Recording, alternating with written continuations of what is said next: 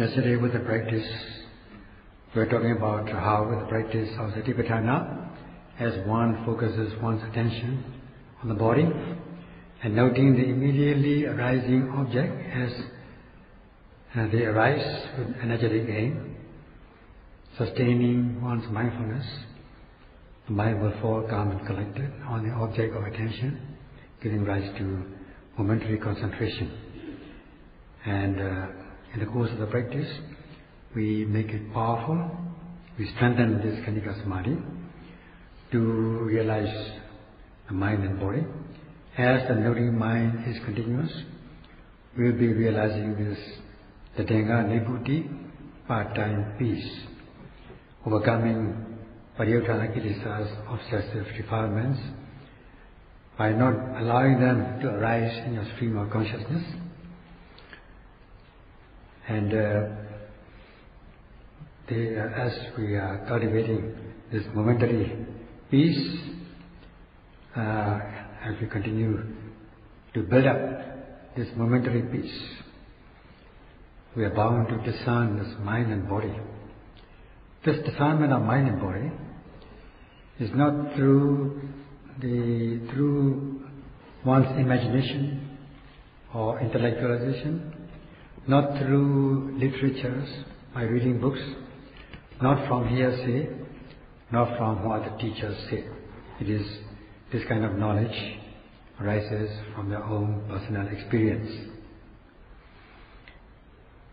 And then you are observing this intrinsic nature of the objects, as you note, such as you observe heat as heat, cool as cool, stiffness as stiffness, tension as tension. In this way, knowing and noting is one thing, and the noted object is another. So in this way, and also these objects are not just one. For instance, the heat or the cold or stiffness is not just one stiffness or one heat. It is made up of many segments of heat, many segments of sensations. And as we note every arising object, as it arises, concentrating our mind, we are knowing the intrinsic nature of these objects, as the noting mind is concurrent with the object of attention. Knowing this mind and body, thus you are said to be cultivating this deity, visuddhi, purification of view or purity of views. If you are not aware of the mind and body, then you will be holding the view of I or other, person, being, individual. You cling to the view of person, the existence of person, being, individual, and atta, self or soul. That this individual self or soul in you is causing actions, just as standing, walking, and so on. In this way, you may be holding the view of the existence of individual self or soul, jiva, atta. Now, knowing the realities, you observe only mind and body, and you come to understand that there is nothing besides mind and body. There's no superfluous things, no extra things. So you are not knowing wrong things, because you are knowing rightly, such as realizing Tathanga Nibbuti, temporary or part-time peace. And gradually, in the course of the practice, as your noting mind is continuous, you are bound to progress from Tathanga Nibbuti to Vikhamana Nibbuti, that is from part-time peace to peace by suppression, or by distancing, or keeping the opposition, the opposing elements at abeyance, so that you will not hold the view of person, being, individual self or soul. And as you are achieving this peace for a certain length of time, in the course of the practice, you will come to observe another knowledge, that is knowledge of the conditionality, cause and effect. Once you understand cause and effect, you will not hold the view of causelessness. And you will, even if you hold the view of cause in all these these mind and body, you will hold only the existence of relevant cause, giving rise to relevant effect. No view of irrelevant cause, giving rise to irrelevant effect, such as the clinging or holding on with the view of the existence of a supreme being like Maha-Brahma and so on. Because you are observing the conditionality of mind and body, there's no view of causelessness, no ahetuka deity, there's no wrong perception. No wrong perception means no wrong faith, no wrong consciousness. No wrong consciousness means no wrong views. Your views will be rectified. If you don't understand the relevant effect, relevant cause giving rise to relevant effect, you may be holding the view of the existence of the supreme being such as Maha-Brahma and so on. Now, as we have once discussed, in any action there are these elements, three elements, known as base element, striker element, and ignition element.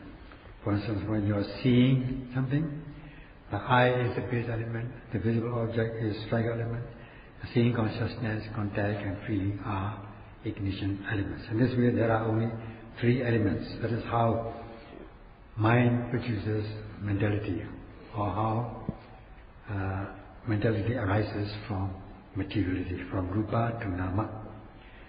Now, there are also other cases like how nama, mentality, causes materiality. Nama causes rupa. For instance, when you are doing something, before you do that thing, there is always a desire to do that, an intention, which is physical phenomena, mental phenomena, and mentality, followed by the actual movement, which is the materiality, which is the physical thing, so that there is no irrelevant things in it, because of the intention, there is this movement. And you come to understand the linkage of mind and body. Also there are other causes and effect. For instance, how nama produces nama, or how rupa affects rupa, and there are many instances about these things. So as one understands the relevant cause, relevancy of conditionality, then there will be no more delusion. Your mind, your vision becomes clarified. There will be no holding on to the view of the existence of the Supreme Creator, like Maha-Brahma and so on. So in this way, you are realizing this Tadanga Nibhuti, part-time or temporary peace, and you are building up so that you are building up this momentum, you are developing it in order to realize the next step of peace, namely Vekamana Nibhuti, peace by suppression. Once you come to understand the universal characteristics of the physical and mental things, such as the impermanent nature of these objects. Once you understand the impermanent nature of objects, you will not hold on to the view of permanence in things. And you will come to understand the unsatisfactory nature of the objects. Once you understand that, you will no more hold the view of pleasure or satisfactoriness in things. And once you come to understand the non-self nature, you will no more hold the view of the existence of self or soul, atta. In this way, you are said to be you are set to cultivate the universal characteristics as regards mind and body, such as cultivating insight knowledge.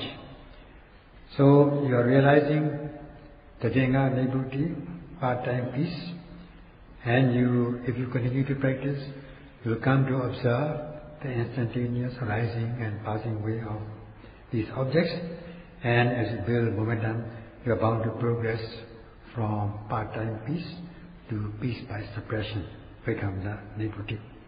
Especially when you come to the higher insight knowledge, known as Sankarupaka Jnana, the knowledge about equanimity towards all formations, then even if at this stage, even if you try to arouse any of these defilements, they will not arise in you. Instead, there will be only mindfulness, insight practice going on in a wonderful manner. So you try to wake it up, arouse it, it will not arise. And in this way, when you come to the maturity of the practice, you will progress from what is known as process to non-process. Process of mind and body to non-process of mind and body, known as bhavata to abhavata. Then you are said to have realized the path and fruition of the knowledge of the noble ones. And of course, at this stage, it is not the occasion to talk about the realization of Nibbana. As you build up momentum, you are bound to realize the ultimate peace. And as you are progressing from one momentary noting to another, and continuously, you will realize this part-time peace, the Jenga Nibhuti. Then you will progress to Vikamana Nibhuti, the peace by suppression, and in this way towards Samucceda Nibhuti, cutting off the peace by cutting off all the defilements or extinguishing all opposition elements, and then to Patipasati Nibhuti by repeated extinguishing, peace by repeated extinguishing of opposite elements, and lastly to Nisarana Nibhuti, that is total renunciation. Out of these 5 Nibhutis, as for the first two things, the Jenga Nibhuti and Vikamana Nibhuti are realized, are cultivated, and the course of this practice of Lokiya Mega, the mundane path, or Ubhabhaga Mega, the Purana path. By these two kinds of paths, you can overcome the part-time peace and peace by suppression. And as you undertake this practice of Vipassana, overcoming on part-time peace, realizing part-time peace, as you build up momentum, you will come to this Vikamana Nibhuti, peace by suppression, and then to Samucceda Nibhuti, peace by cutting off the oppositions, and also the Patipasati Nibhuti, peace by repeated extinguishing of oppositions.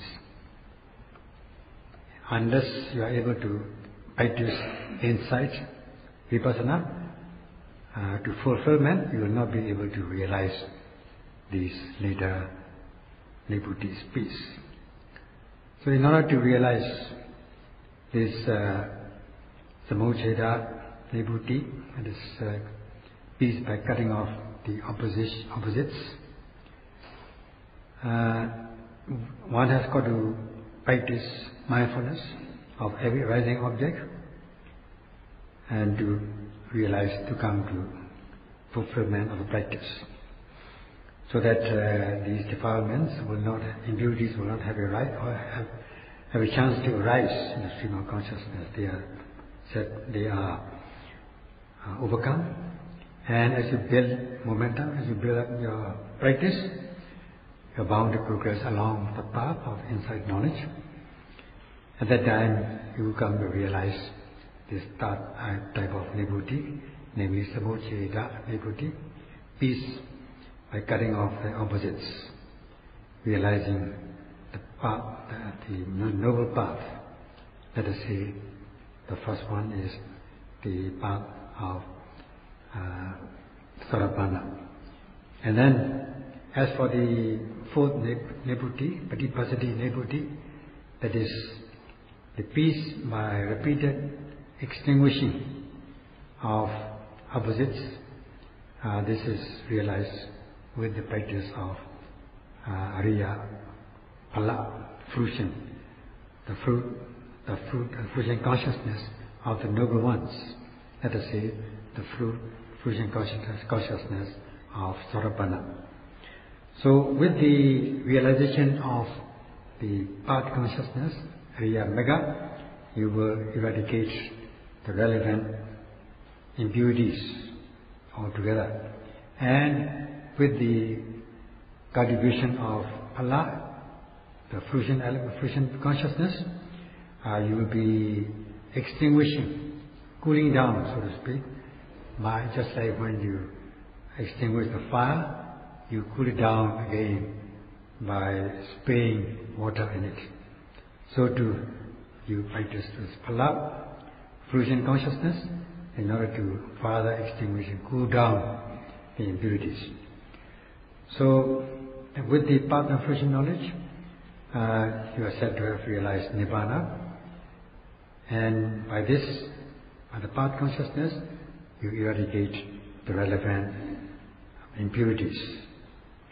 Let us say, when you realize the first supramundane path, you eradicate defilements such as Sakkaya-ditthi, the view of individuality or personality view, such as the view of the existence of person being individual, view of the existence of self or individual self or soul, or supreme self or soul. Once your vision becomes clarified, then you will overcome the skeptical doubt. So, in this way, knowing the true method, knowing the realization with the practice of the true method, you will come to understand that this is the correct method, so that you will not think about practicing wrong methods. So, in this way, you are also eradicating another impurity known as Silabhra Paramasa, rites and rituals which are not relevant to the realization of Nibbana. So the main thing is eradication of these two impurities, namely wrong view or the view of personality and skeptical doubt. They are totally overcome with the realization of the first path consciousness. And then also, you will not be overcome by the apaya-related, that means gross forms of defilements, which will pull you down in the states of loss. You will not be committing things, indulging in the gross forms of greed, hatred and delusion, which means that you are not affected by these heat of defilements. You are not affected, and then this is how you are able to realize the benefit of the practice. So by depending or association with the spiritual friends, Kalyanamrita, or spiritual teachers, and cultivating, possessing faith and confidence, and strong zeal, if you practice respectfully and carefully, you are bound to realize this benefit in this very life. Buddha himself has practiced this Satipatthana Bhavana, and he was able to overcome these defilements which had been with him all along his lifetime as Buddha to be. So, with the practice of this vipassana insight, he was able to discern first of all the mind and body, and then progressing along the insight knowledge, insight path, to realize the total extinguishing of defilements, of purities. As for the Buddha, he was an unusual individual, so he was able to eradicate them very easily and very quickly, and in a very short moment he was able to realize this four paths and four fruition knowledges. And then he was able to overcome all the defilements which had been all along his lifetime. Realizing this third type of nibbudi or pahana, sabucheda pahana, sabucheda nibbudi, the peace by total cutting off of the opposites, including the latent tendencies of defilements and nusya kilesas. So this way, all the defilements, he is free from all the defilements, and by practicing his Purana path, Bhava Mega, until he was able to realize the path and fruition knowledge, the four paths and four fruits. And as for the Buddha, he is free from these defilements, such as he has no greed, hatred or delusion, he has no pride, mana, he has no wrong views. Of course, the wrong view is overcome with the realization of the first path, first superminded path, consciousness. And also he has eradicated this skeptical doubt, vichikesha. And as regards sloth, he has no sloth in him. He was free from that. And then he was free from distractions and restlessness. And he was able to eradicate all these defilements to the point of no return. Hence, his epithet as Parinibbutta. We have the one who has realized the ultimate peace or Nibbana.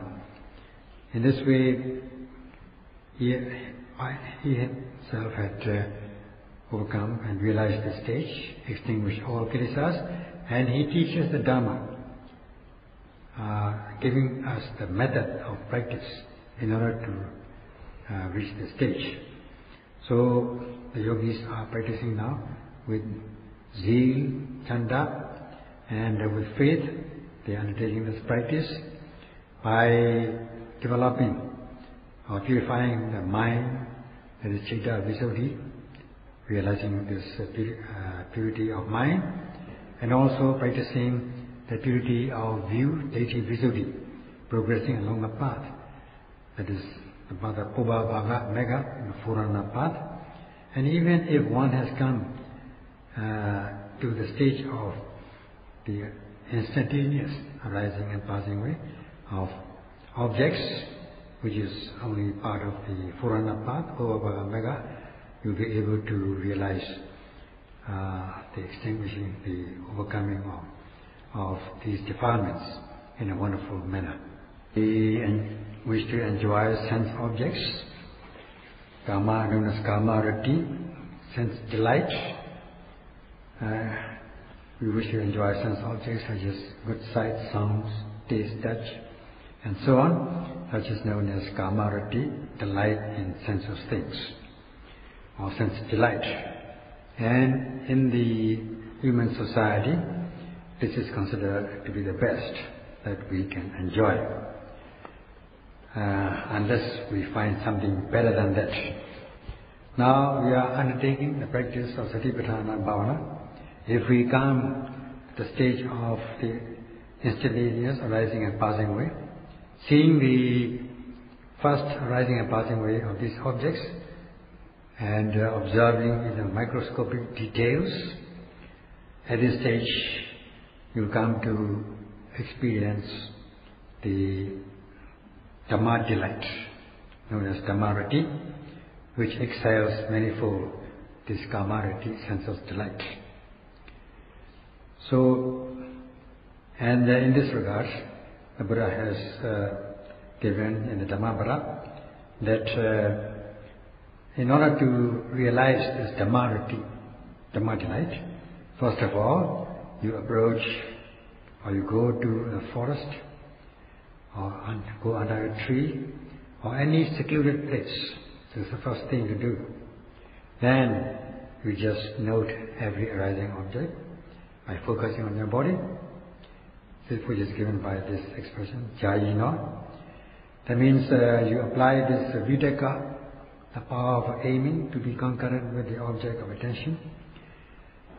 Then as you apply your mind to the object, the noting mind is bound to be sustained on the object of attention as though it wraps around the object, which is given by this expression, vichara. And also energy, application of vidya also is involved in it, such is given by chayino. And in this way, as you apply these mental factors, you are bound to apply or cultivate mindfulness and concentration. At this stage, you will not be affected or agitated by opposing or by the opposites or the defilements, impurities such as raga, lust, thoughts of lust, or anger or aversion. Instead, your mind will be peaceful, such as given by Santa Chitta, peaceful mind, because you are not affected or agitated by these impurities. Then, as you are practicing systematically and observing the intrinsic nature of these objects, then you are knowing the true nature. And even in this practice of Ovabhaga Mega, that is the forerunner path, as you come to this, the instantaneous arising and passing away of mind-body objects, you are bound to experience this Dhamma delight, which is said as Amanusi Rati. This is the expression given in this Dhammavada. That is, it excels manifold the sensual pleasures of human endeavors. All the pleasures or enjoyments of human endeavors will not be able to reach the stage, or will not catch up, or cannot be compared with this Dhamma delight, that is Dhamma Rati. Because mind becomes peaceful, Santa Chitta, you're cultivating knowledge, and your practice is very effective. At this stage, you'll be observing these illuminations, rapture and tranquility. Such are the experiences or delights of the Dhamma, known as Dhamma Rati. And also you are cultivating concentration and knowledge in an unusual manner. They are bound to progress, so that at this stage you will realize a kind of happiness which is given as unalloyed. That means it is good in itself. It has not to be, and you need not mix with anything else to make it enjoyable. So it is unalloyed type of happiness, and something which is unforeseeable. You don't want to let go. So, at this stage, understanding that this Kamarati, sense of delight, is nothing compared to this Dhammarati, or Dhammarati excels manifold the sense of delight. You will only undertake the practice by exerting your energy. When one sees this, one sees danger in this Kamarati, sense of delight, that the sensuous pleasure, sensuous delight, level things are dangerous and they're fatal sometimes, and you at the same time you come to observe that the Dhamma delight is just a reverse, which is free from danger and which is deathless. Deathless means free of problems. Therefore, the virtuous practice the Dhamma for this reason.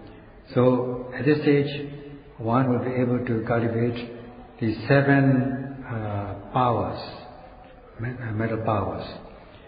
That is the power of faith and confidence, saddha.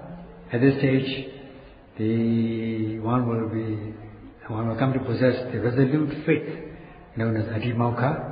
One will be able to come to definite resolution. And then because one is practicing the correct method, realizing the correct result, one will come to a definite decision that this method is correct, and there's only this method which can realize this kind of Dhamma delight. Because one understands the correct method, and because one practices the correct method, one is realizing the correct benefits, then one will have more faith and confidence in it. Such is building up this power of faith and confidence. And then also the power of energy will arise by leaps and bounds, virya, power of virya.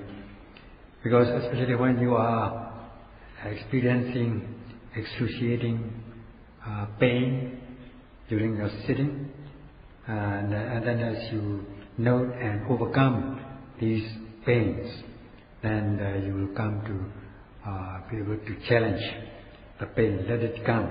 I can overcome it. That sort of resolute, that sort of energy will be possessed by you, and you will be able to bear these unbearable situations.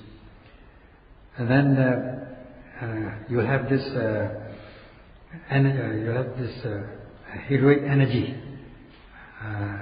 to be able to forego or renounce the sensual pleasures. And then you'll be able to cultivate, exert energy in order to note every arising object so as not to miss them. At this stage, this virya, known as pegahita virya, is said to arise. That is, this kind of energy is something which will not go down, but it will only rise instead of being stagnant. At this stage also mindfulness will arise in this unusual manner. We qualify this as upatita sati or supatita sati, a kind of mindfulness which is firmly established on the object of attention, so that you can see that the power of sati, mindfulness, also becomes stronger and stronger. And as one cultivates mindfulness, the concentration also will deepen. In this way, the power of concentration will arise. Knowing the minute details, and this is a very significant power. This is cultivating knowledge or wisdom, panya. And at this stage also, one will be able to come to possess the power of fear and shame of wrongdoing, the power of hiri, that is physical, spiritual shame, and the power of the power of spiritual fear as regards wrongdoing. So your shame and fear of wrongdoing, the power of shame and fear of wrongdoing will also arise. You will be afraid, and you detest and be afraid of committing unwholesome deeds. And in the wording of yogis, we may say that they will be afraid of losing their mindfulness, and they will be afraid of losing their experience of the Dhamma or Dhamma delight. In this way, this power of fear, shame and fear will arise by leaps and bounds. So in this way, you are bound to build up these powers at this stage. At this stage of being free of oppositions, being free of opposites, you're free of the opposites such as the tormenting or torturous or oppressive elements. You become peaceful, and because you're not tormented, you're not oppressed, your mind becomes very pristine and graceful and become uplifted, and such kind of consciousness is known as Sovana, that is beautiful, being free from impurities. We shall talk about this tomorrow.